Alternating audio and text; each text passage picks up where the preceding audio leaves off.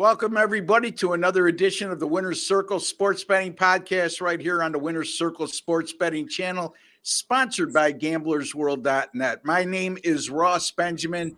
I'm your host, and I'll be joined today, like every Wednesday, by my fellow sports betting experts from GamblersWorld.net, Mr. Jesse Schule and Mr. Sean Higgs. And we're going to be talking NBA.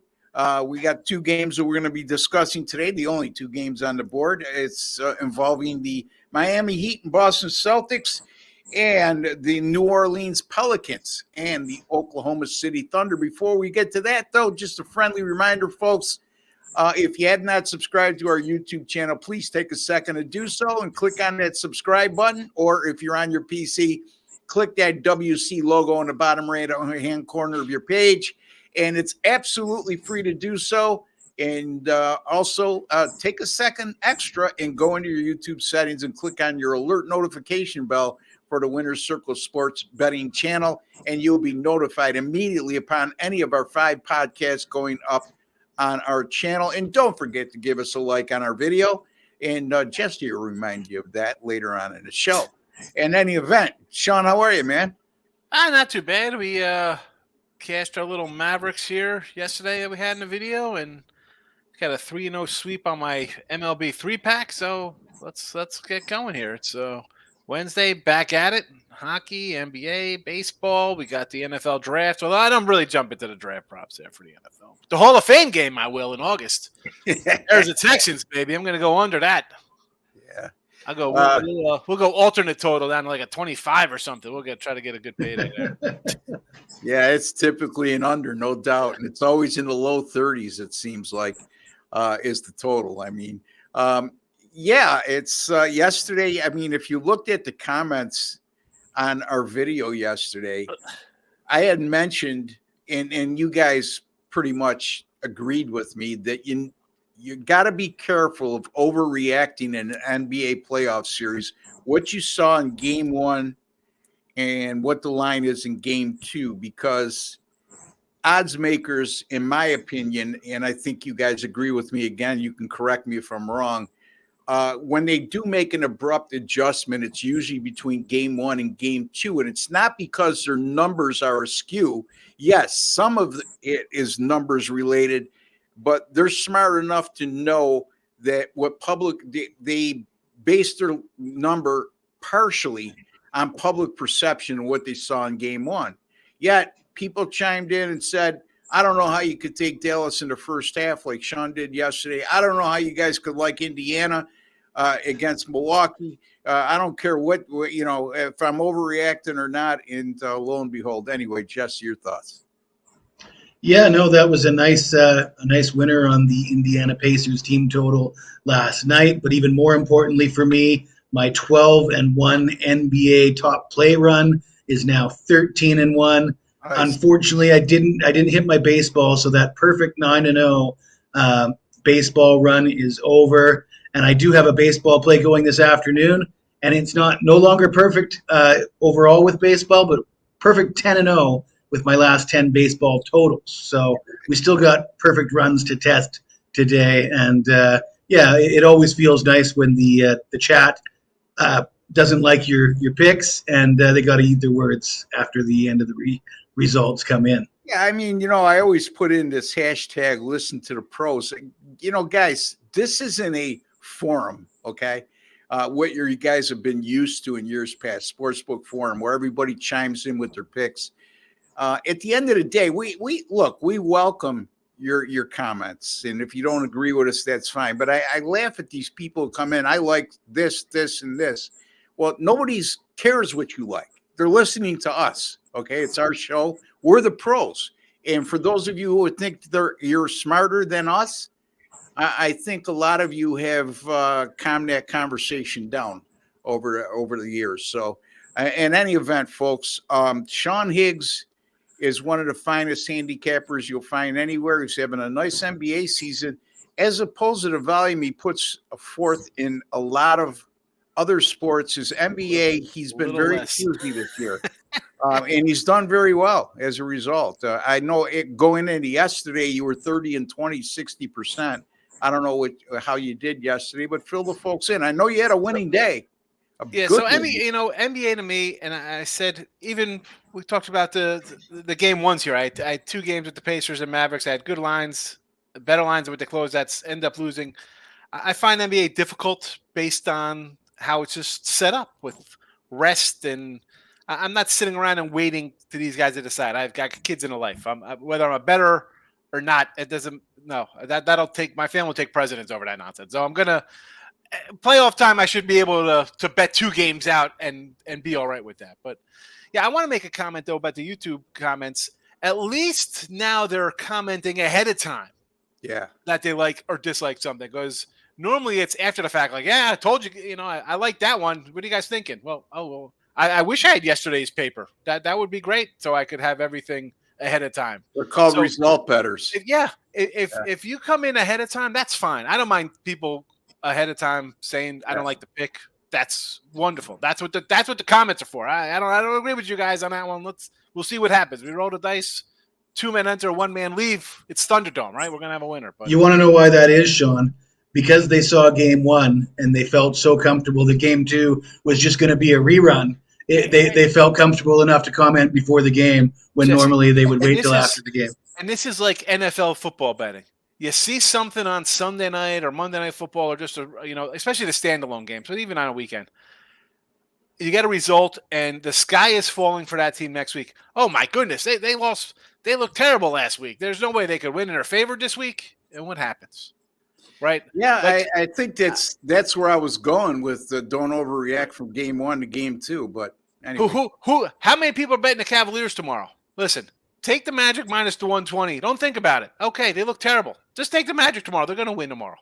Yeah. Don't overthink things as terrible as they look, scoring 60 points. Even better, Sean, take them in the first half. First half. Well, it's the same thing. They're one for the game. 2-0 in a series, Jesse. There's a real nice angle with that. Yeah. If I'm not mistaken, first half bet. Is that right, Jesse? Yeah. Yeah. Okay. Yeah. No, I can't give you the numbers off the top of my head, but I know it's really good. Like in that 70-80%. We saw it with the Pacers yesterday. We saw it with the Mavericks. We saw it with the Lakers down. You're down in a series. The next game, you're going to come out because your season's on the line. You're going to get a battle in the first quarter. Yeah.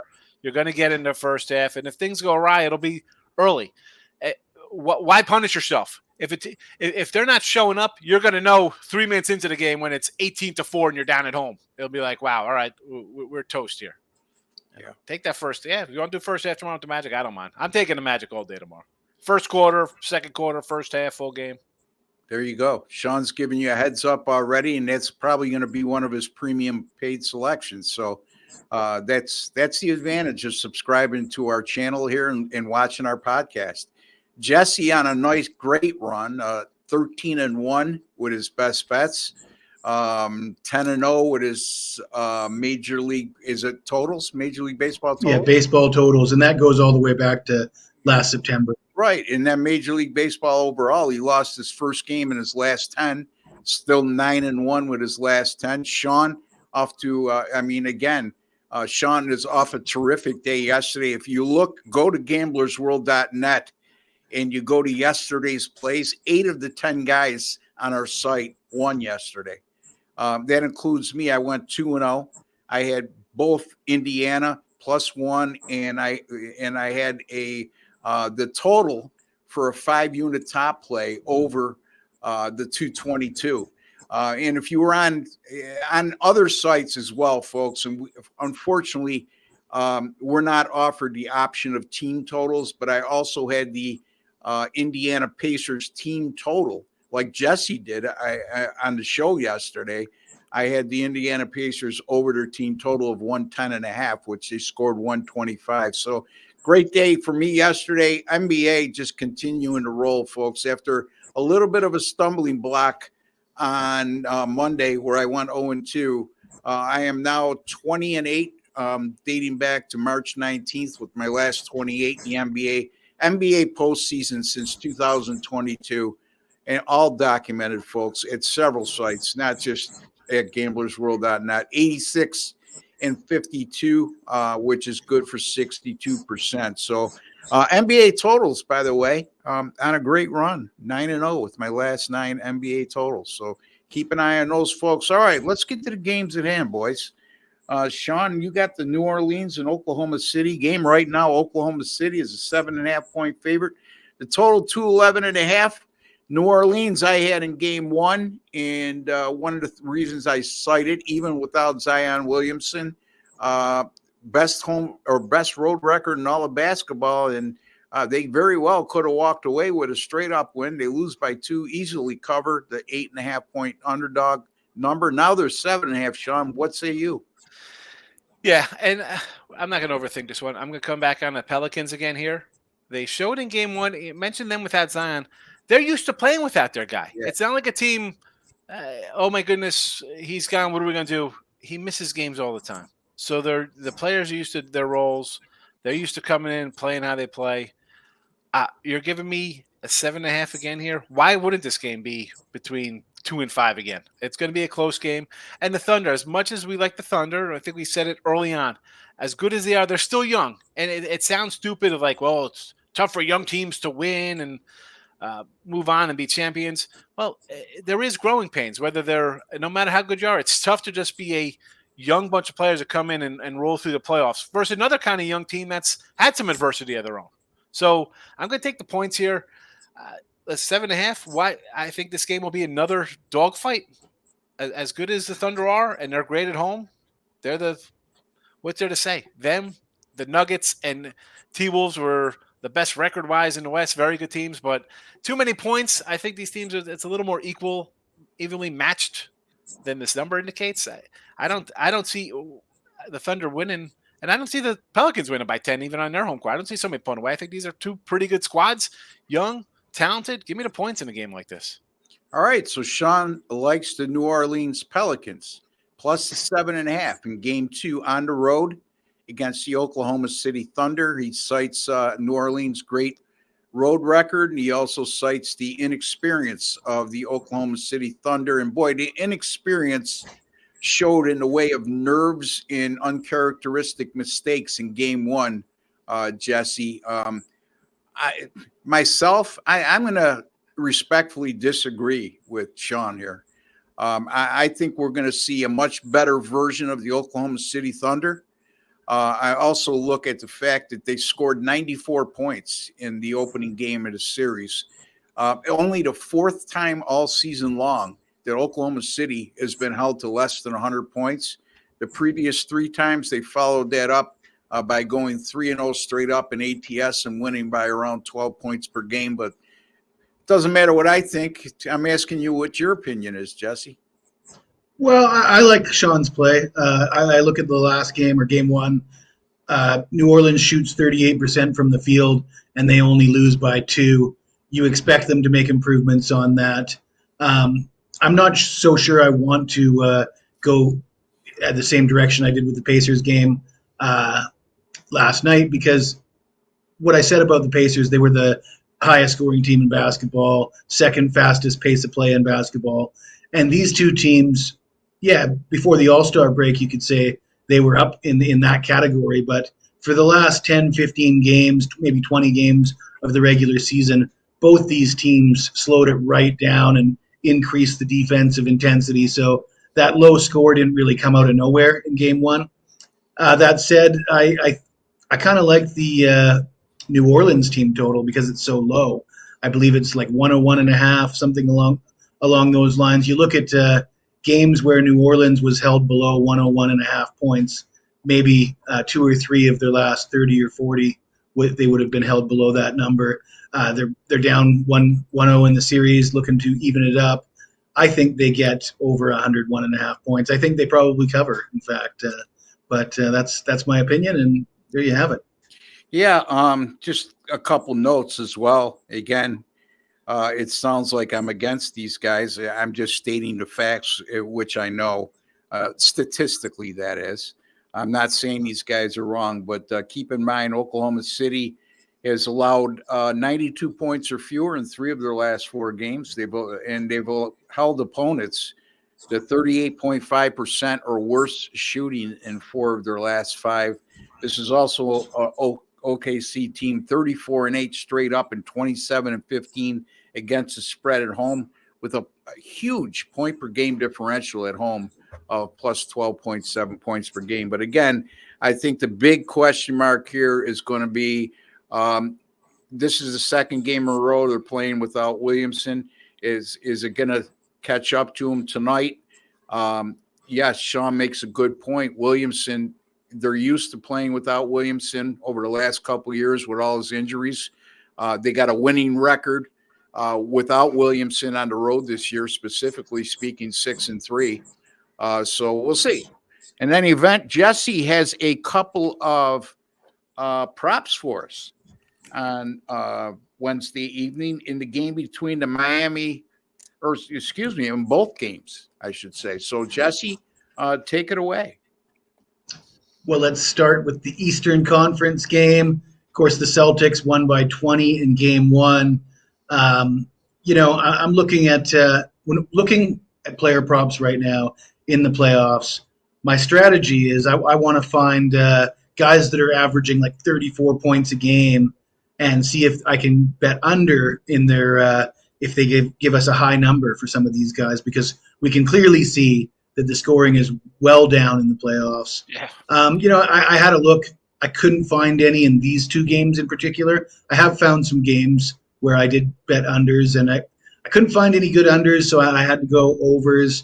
And I'm taking a look at Jacquez Jr. The guy had a pretty impressive first half of the season. He averaged over 15 points per game prior to the All-Star break. But then after the All-Star break, he was a little banged up.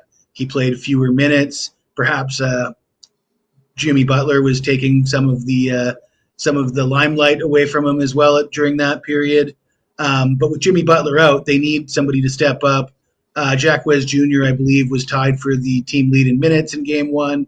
He was 8 for 16 from the field, 50%, scored 16 points. His projected points total is 14.5. Now, he only averaged about 12 points per game during the regular season. A lot of that was because his minutes and his playing time was down in the second half of the season. Like I said, he was tied for the team lead in minutes. He is a guy that has the capability to score, and without Jimmy Butler, they're going to need somebody to step up and fill that role. As much as 14.5 being higher than his season average looks a little odd, I still think he gets there because I think he's going to get enough touches. And over 14.5 points for Jacquez Jr. And I will get right into the New Orleans Pelicans, Oklahoma City. One of the things that jumped off the page in the box score in Game 1 was Jonas Valanciunas, 20 rebounds. The guy owned the boards. And you look at some of those slim forwards for Oklahoma City, and you look at a beast like Valanciunas, and it's easy to see how he might get a few boards. This is a similar situation. Valanciunas only averaged 9 rebounds per game during the regular season, and his total for this game is 11.5, so significantly higher than he averaged throughout the regular season. However, different situation. I think a favorable opponent for him to use his body size and his minutes. He played 29 minutes in Game 1. He only averaged around 20 minutes per game throughout the regular season. And we have a different style of play here in the playoffs. And you see in the regular season, these teams run. They shoot for high percentages, 55% from the field and such. You got teams shooting closer to 35% than 55% in the playoffs. That's a lot more balls bouncing off the rim, a lot more rebounds available. And for the biggest, meanest guy on both sides of the ball, I think he gets his rebounds. I have him getting 13 to 15 rebounds in Game 2. Was he mean to you at one time, Jess? Well, he used to play for the Toronto Raptors, and I was a big Raptors fan about 10 years ago. So and he denied you an autograph, I take it? No. I'm just saying he's a big man. He's an old school. He's an old school big man. He's not one of those skinny big men that shoot threes. He's a guy that can mix it up a little bit. All right. So Jesse likes Jaime Jaquez to go over 14.5 points. He likes Jonas Valanciunas to go over 11.5 rebounds. Sean, I thought Valanciunas kept New Orleans in that game single-handedly the other night. not only 20 rebounds, I think 11 were on the offensive glass, if I'm not mistaken, Jesse. I think it was nine offensive boards and 11 defensive which is boards. a high number, right? Some teams Really high, yeah. So, Sean, any your take on what Jesse just alluded to? Well, we'll start with in the Thunder game. Excellent with this guy because he's going to play. No Zion, he's in the middle. Defense, and you're averaging 10 boards in 20 minutes. What are you going to get when you're going to play close to 30 minutes? When teams are missing a ball and you're going to hang around the basket, whether you're missing your team or the other team. I like the over there, and I do like the Triple J there with Jaime Jaquez Jr. over his points. You know, who's scoring there? What are you expecting? Kevin Love to come in with a 30 spot here and not off crutches, or I like it. Someone's got to score, even though they're going to score like 95 points. Miami, I don't think they're going to score a lot of points. Someone's got to put the old biscuit in the basket, as they say. So. Yeah, well, Jaime Jaquez played for UCLA, right? And some really good teams at UCLA. Matter of fact, the one team that went to the Final Four, if I'm not mistaken. And I think the minutes you mentioned, Jesse, correct me if I'm wrong, that his minutes got cut down at one point this season. And after the All-Star break, way down, but part of that was injuries. I think he was banged up. Part of it was injuries, and part of it was because he hit the rookie wall a little bit. Mm-hmm. And if you look at some of these NBA teams, what they do with their rookies when that starts to happen, they cut their minutes back. Because remember, these kids are going from playing at the most a 38, 40 game schedule to a lot, 30. You figure 30 maybe. Yeah, you got to make it to the Final Four to get to that number, but or the NIT finals. But at the end of the day, you're going to an 82 game schedule, and similar to what they do at load management with veterans, you almost have to do that with rookies at some point, especially when you start to see them hit that wall. So I think a lot more had to do with that than the injuries, but it's a great point you brought up there. All right, let me get to my game, and that is the Boston Celtics and the Miami Heat. Boston, a 14.5 point total in this, or favored in this game. It's just, I don't know, man, ridiculous when we have a number this high in the playoffs, but I guess it's justified. The Celtics won by 20 in game one. This is also a Boston team that's won all 4 meetings against Miami this year, and they scored 110 points or more on each occasion.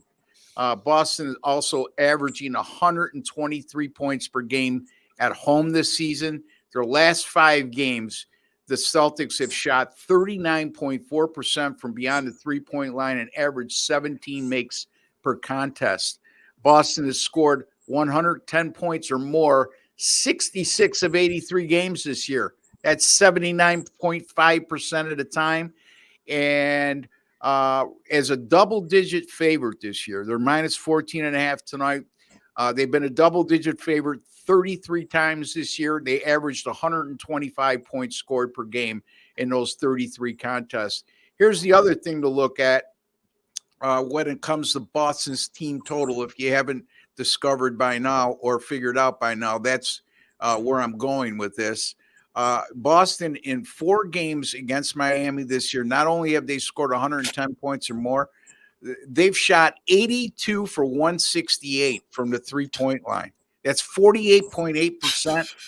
And they average 20.5 makes per game against a Miami team that's actually pretty good defensively when you look at the raw data. So I'm going with the Celtics here over their team total of 109, Sean.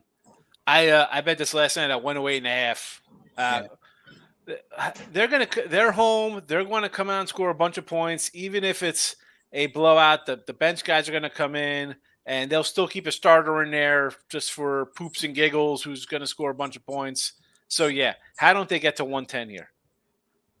Yeah, well, they've done it almost 80% of the time this year. It's four out of every 5 teams. And I'll tell you what, they don't get to the 110. It's because this game is 107 to 86, and they win by 30 anyway. That's the only reason they're not getting up there. But again, I couldn't lay to 14 anyway, so I feel better with the team total than Exactly my thinking. Brilliant minds think alike. I can't make a kid. There's no way I'm going to taking the underdog here. I can't think Miami plays worse and puts up less than 9. They got to get to near 100. Yeah. If they're just gonna they get shellacked today. Who's showing up in Miami? It'll be all Celtics fans coming down for a late spring break. Yeah. Jesse, Jimmy Butler. A lot of people will cite him being out of the lineup and how many points he scores per game and what a factor he is. I think the most undervalued part of Jimmy Butler's game, and not to make light of anything else he does on the court, is how great a defender he is. He usually is the guy you're putting on the other team's number one option or top scorer. And he's out of the lineup, and that hurts the Heat defensively as well. So anyway, your thoughts, Jesse? Yeah, that 14.5 point spread, as ugly as it is and as unsettling as it is, nobody's exactly lining up to take the underdog here, myself included. The fact that, God bless Jaime Jaquez Jr., but when he's your go-to guy, and I think he might be the go-to guy tonight, it probably doesn't bode well for hanging with the Boston Celtics. I mean, if you put a gun to my head, I think I'd have to go with the Celtics here to win big because it seems like it's time for Miami to wave the white flag. Yeah, and then keep in mind, Jess, Boston's got that extra incentive too.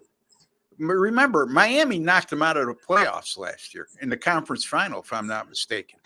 And those bitter thoughts definitely linger in their minds. You have to put a little emphasis on that as well. I mean, was it a Game 7 in Boston, or? I believe it was. Yeah. Well, they lost the series. I know that.